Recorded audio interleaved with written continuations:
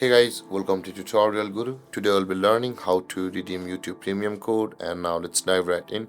Now to redeem your YouTube Premium code on your computer, first open up your preferred browser, as I've already opened the Google Chrome. And after opening your preferred browser, guys, at the top you can see there is a search bar. Click on the search bar and type in the address youtube.com/redeem like this, guys, and hit on enter.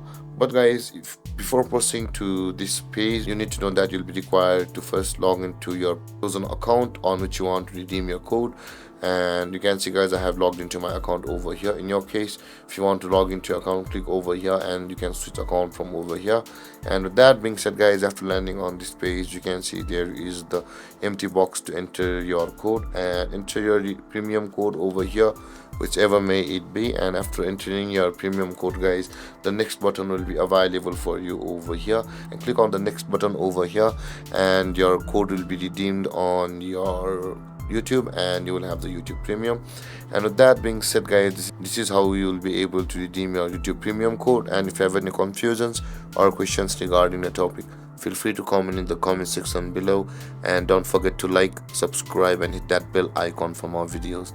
Thank you for watching, guys. Peace.